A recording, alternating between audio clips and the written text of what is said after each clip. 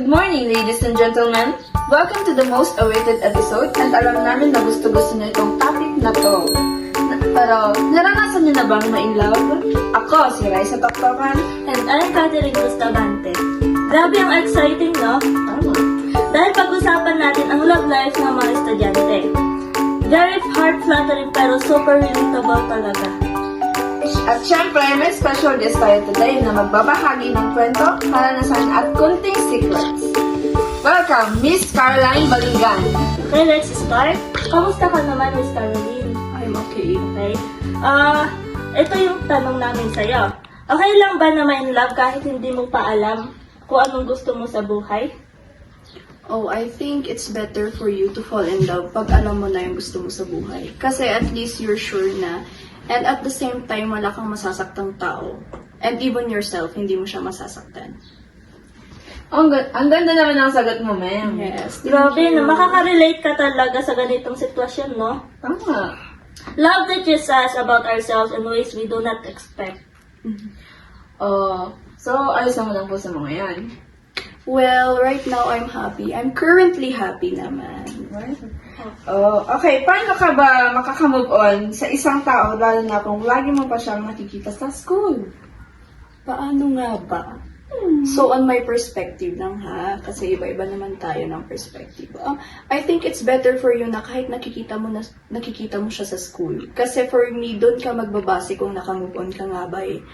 Yung, alam mo ba, yung kunwari, na-meet ko yung ex ko doon sa school, tapos it's kinda, doon ako magbabase sa feelings ko na, ay, ba't may nararamdaman pa akong ganito, ganyan, so hindi pa pala ako okay. So, okay lang yan. At the same time, as times goes by, malilimutan mo din siya, kahit nakikita mo siya araw-araw. Exactly. Minsan, yung pinakamahirap na partido, yun yung mga, parang aral din sa atin na. Yeah. Diba? Okay, fun but deep question. Para sa'yo, love ba ang nagpapalakas at nag-inspire sa'yo or minsan nakaka-distract din siya at bakit? Okay, on my point of view again, sa akin lang naman to, love is inspiring naman. At the same time, distraction din siya. In the sense na, nagiging inspiration sa akin if yung love na yon ginagawa ko siyang motivation through my journey sa pag-abot ng pangarap ko. Nagiging distraction lang din siya sa akin pag yung time management ko, di ko naaayos. Like, nag-focus ako sa kanya, ng ganun. So, yan lang. Ang ganda naman ng sagot mo. Siyempre, kasi ganda niyo. Well naman, love talaga can be a spark. Minsan lang paglaro, minsan serious, pero kaya natin to. Yes. At ito na nga ang pinaka-final question namin sa iyo. Wait, kinakabahan ako sa final question niyo, ha? Huwag ka kabahan. Sige, Bilang estudyante, kung pipili ka kung ano ang muuna, dreams mo or love life? Love life mo or at bakit?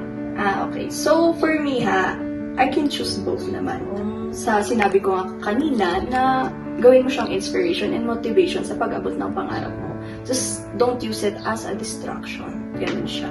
So, you can choose both naman kung kaya mo namang pagsabayin. But if you think that you are not ready, it's better for you to choose your dreams. Yan. Wow, ang heartwarming naman ng sagot mo. Happy vibes talaga.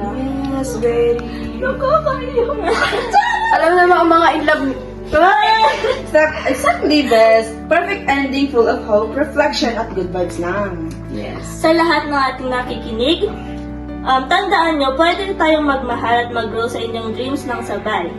Love doesn't have to be a distraction. It can be a beautiful part of your journey. And lastly, hindi ito rush. Tama.